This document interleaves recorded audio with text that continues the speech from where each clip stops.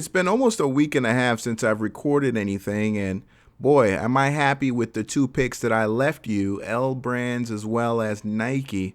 L Brands is a hell of a stock, man. That thing is a tough stock to bring down, but Nike has definitely shown the liquidity necessary to be a shorter's best friend, particularly for the guys who I suggested and took the idea of selling calls in Nike. If you've been selling those 100, 105 calls in Nike, you've made a very, very solid return, while so many other people have just been kind of sitting on the sidelines or losing money while this market continues to go much, much lower.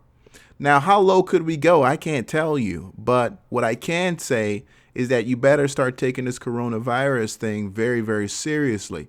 I'm going to talk a little bit more about that in a few moments, but ladies and gentlemen, they got punked out. The Federal Reserve got punked out and gave the market another 50 basis point cut on the federal funds rate, the cost of borrowing to institutions and many private high net worth individuals. And now it's barely at 1.25%. And this is for people who are taking out billions of dollars, by the way. I mean, how cheap of money is that they will then take to put in to the stock market? And that's how, when the federal funds rate gets cut, you see a rise in PE ratios on the markets, because that liquidity that, what is supposed to go into actually generating real return for investors with buying, real capital intensive goods like, Caterpillar tractors and stuff. Instead of doing that, they're doing buybacks with the money.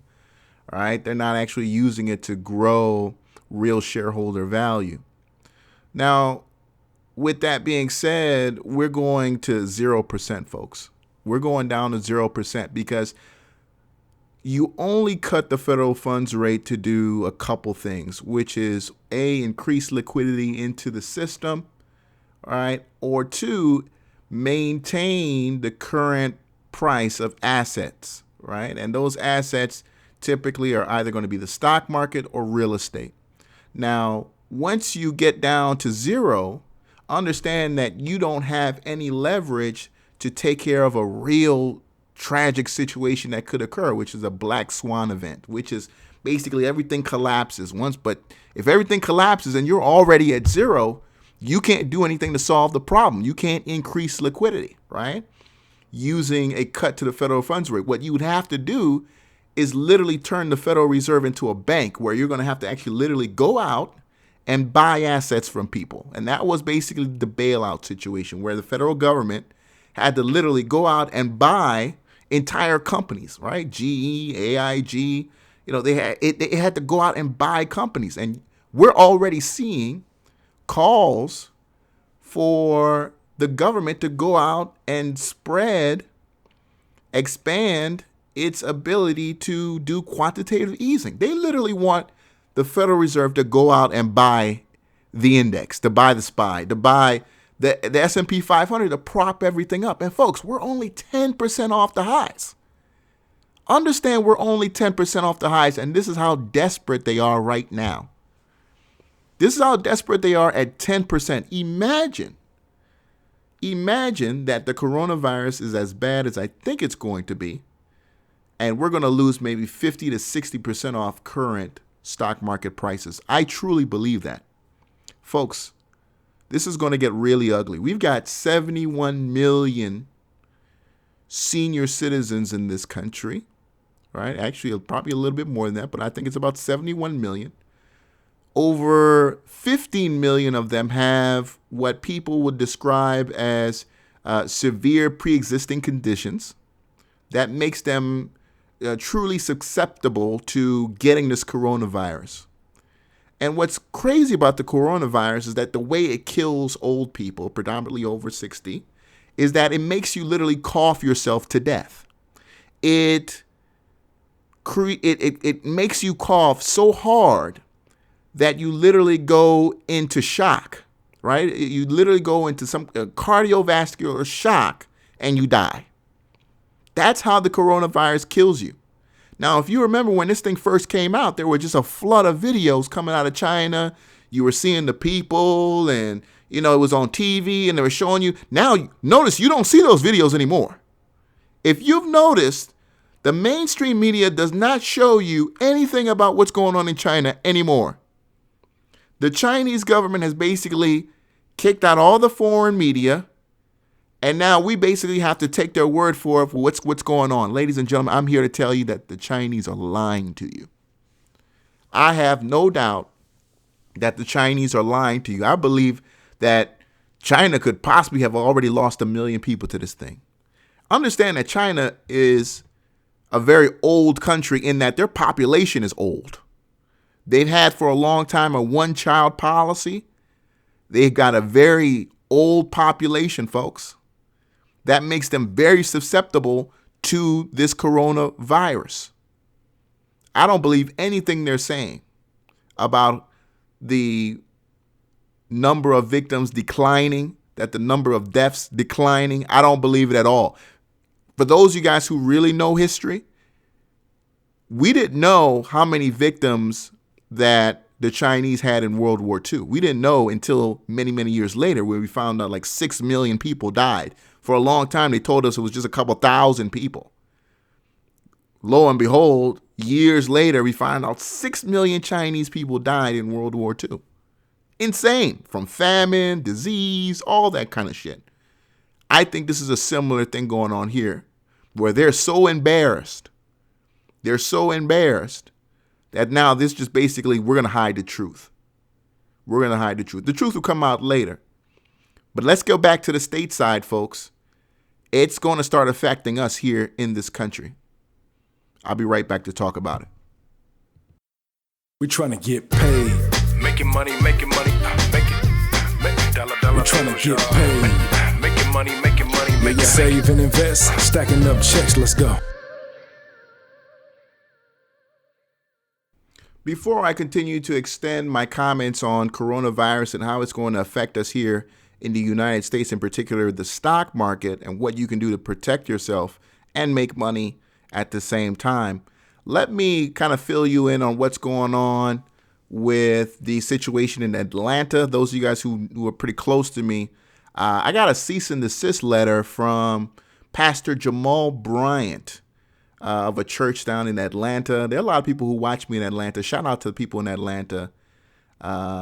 Those guys over there, like Marshawn Lynch would say, are all about their chicken. You know what I mean? They really about their paper over there. And my content is digested by a lot of dudes out there. So shout out to all my fans in Atlanta. Well, come to find out, his church or him, he's got a millionaire academy. I had no idea about this. So I don't know if this is somebody in the church. I don't know if it's him personally or maybe somebody affiliated with the program. They basically said you need to stop using Millionaire Trading Academy. And that's, hey, look, I'm not even going to fight for the name. I got a lot of URLs. I got a lot of websites that I do business with. I'm a huge advocate for affiliate marketing. I do a lot of affiliate marketing. It's a significant part of my income. I get it.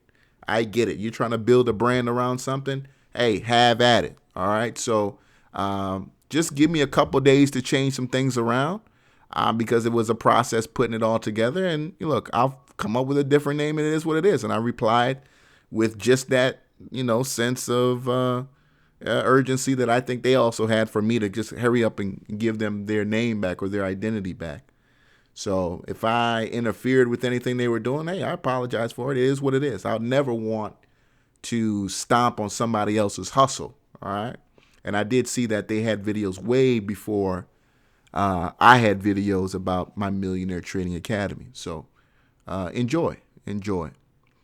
Now let's go into coronavirus, because I don't want to make too much beef about that because it is what it is, right? That's not a very big deal. When it comes to the coronavirus, ladies and gentlemen, understand that we have very highly leveraged companies in this country. If you go and do a quick FinViz scan and you just look at companies that have RSIs above 50, above 60, these are incredibly expensive businesses. These are companies that basically individuals are saying, I'm willing to pay for every dollar 100 times their earnings to get access to that. Look at a ticker like Square, SQ. That one's trading at 100 times earnings. Look at a ticker like PayPal, trading at 54 times earnings. There are dozens of companies like that. I mean, companies that shouldn't even have high PE ratios like that. For example, as I mentioned, Nike, right? Nike with when I told you was trading at 37 times earnings. Now it's at 31 times earnings and should go down to about 23, 24, all right? And when it's all said and done. These companies are running with high PE ratios because, again, that low interest rate environment and the incredible high expectations that people had for their businesses as they grew. But now that we're going to be going into a different time, ladies and gentlemen, where we may be going into a new world where, for at least the time being, you're not going to see people gather in these large gatherings like we're used to. People might going to go to the movies as much. You're not going to see people going to the malls like that, right? Travel is going to slow down. Already is slowing down thanks to this coronavirus. Millions of people are going to, unfortunately, come down with this thing. We're going to lose a lot of senior citizens, and we're going to lose a lot of companies to this. They're already talking about as I mentioned earlier, about the Federal Reserve going in there to buy assets. But guess what? They're not going to buy the assets of companies like Wayfair. They're not going to buy the assets of companies like Grubhub, right? These companies with like no PE ratios that are leveraged to the hilt because they've been surviving on cheap debt. Now, the only way you can survive on cheap debt is when you have revenues that allow you to continue to pay on the debt.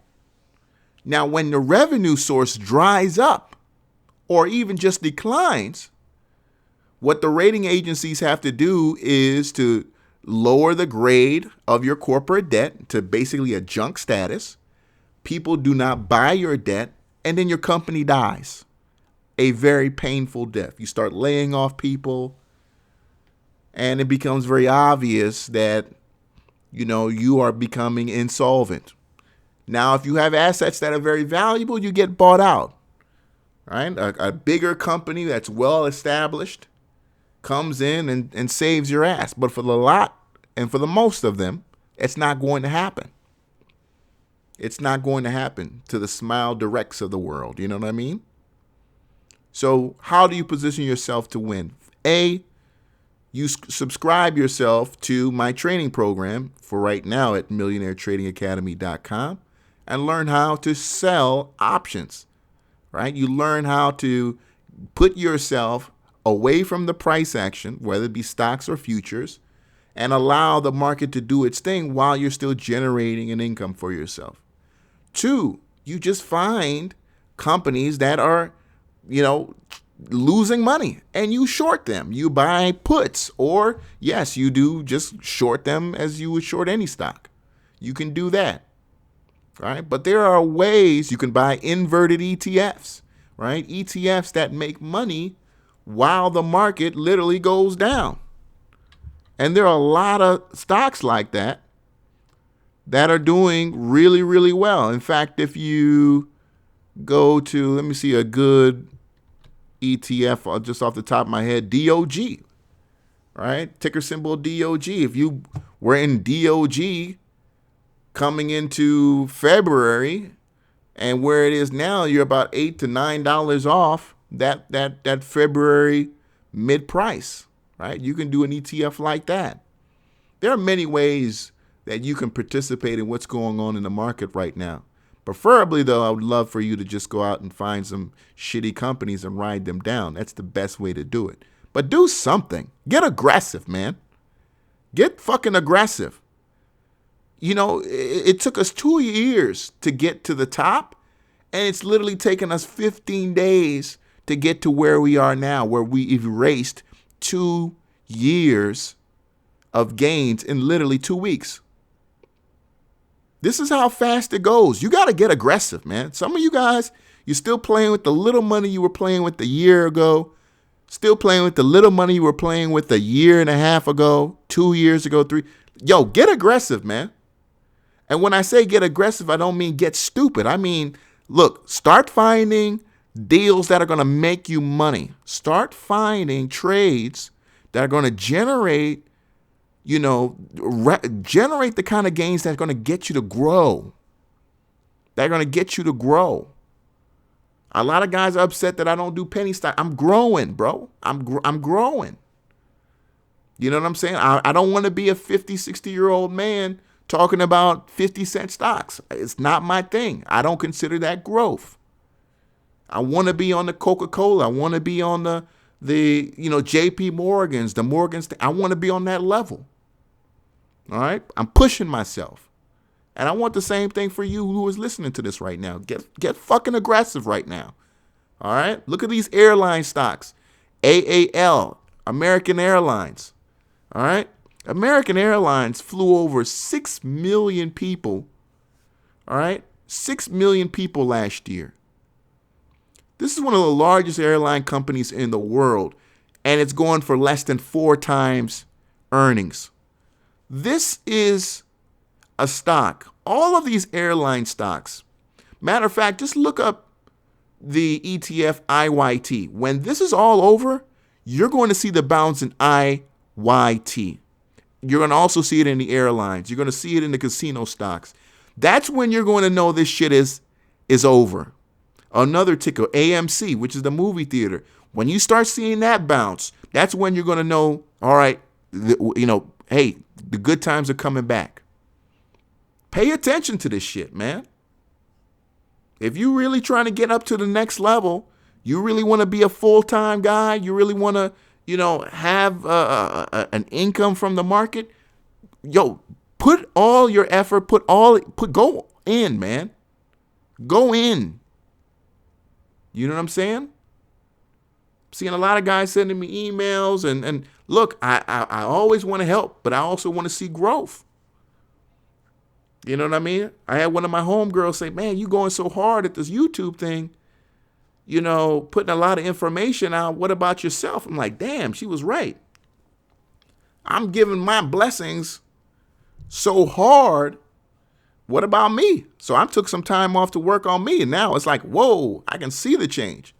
I see how hard I go when I put my mind to something. Right? So I don't want to go so hard at this YouTube thing and people aren't taking advantage of it. You know what I mean? Aren't taking the lessons that I'm trying to share with people. And I know a lot of you are. I get it. I know a lot of you are. And I commend you for that. But jumping back to this coronavirus thing, folks, we're going to lose a lot of old people. You got to understand, we live in a country where you can be denied service, right? You could be denied healthcare service unless it's a life or death emergency. So with something like the coronavirus, right? With something like the coronavirus, that means that you get the symptoms. And because we have many senior citizens here who unfortunately don't have access to healthcare, or they live in an area where it has poor healthcare, or they don't have transportation. That's why a lot of poor old black folks. We got a lot of poor old black folks in this country. A lot of poor old white folks too. That's a different conversation. But these people know they can't just go to the doctor because they can't afford to go. So what happens is they wait till they have the worst of the symptoms and then go to the emergency room. The emergency room is the first time a lot of people see a doctor in this country. And that's so sad. So how do we solve an economic problem like coronavirus where everybody only goes to see the doctor who's poor? Everybody who's poor only goes to see the doctor when they have the worst of the symptoms. That means you have intense amount of spread, right? If the majority of American people are working class, can't afford a $400 emergency, can't afford health insurance, right? We've got almost 20% of the population, right, that has little or no health insurance. 40% that's underinsured, so meaning they've got insurance that doesn't give them everything they need, right? Now, luckily, this thing only, affects really sicker, older people. But even if you're a young person, that means you carry the symptoms, right? You're a younger person working a little day-to-day job that just doesn't pay you enough. You get the coronavirus, you're literally hiding it from people. So you're going to work sick. You're going to work sick because you don't have insurance. Folks, this is going to get ugly. We're going to lose some companies. We're going to lose some companies, folks. A lot of people think this is a joke. You still got people going on CNBC telling people, oh, you can, we'll just get past this. Go ahead and nibble and start buying here. Buy the dip. Anybody who bought the dip last week got crushed. Anybody who bought the dip last week, your ass got crushed. And you're going to keep getting crushed because the numbers of victims in this country is only going to get bigger and bigger and bigger. Why? Because we're not China. We can't demand everybody to stay in the house. And guess what? We got millions of people who can't afford to stay in the house. And that's our problem. And nobody's talking about that part. Nobody's talking about that part. Motherfuckers are going to get sick and they can't afford to stay home. The rent's got to get paid. The mortgages got to get paid. Kids need food. We're going to find out that America isn't necessarily the greatest place to live over the next 12 to 24 months in this country. The government's going to have to spend a lot of money. They just wrote an $8 billion thing. That's not enough. That's not enough. We're going to see a lot more money come. They really think they're going to save the stock market. I'm telling you right now, they're throwing the money away. They're not going to be able to do it. That's why you need to stay long in gold. I've been talking about gold for 6 to 9 months now. I can't preach it enough how important it is for you to stay long gold. Get yourself some GLD. You ain't got to get the physical gold. Don't believe what anybody says. You don't have to get physical gold. Right? Now, if you live in some place like Uganda or something, some place like that, then yeah, you might have to go out and get yourself some bricks. But if you live in the United States of America, we've got a great stock market, right? Get yourself a trading account, get yourself some GLD, all right? Don't go to GDX and all the no. Fuck the gold stocks, nigga. Get some actual access to gold, right? The gold stocks aren't moving. They aren't moving. They will get a bid someday, but for right now, you need to get yourself some GLD, all right? Or get yourself some futures contracts in gold. All that's deliverable too.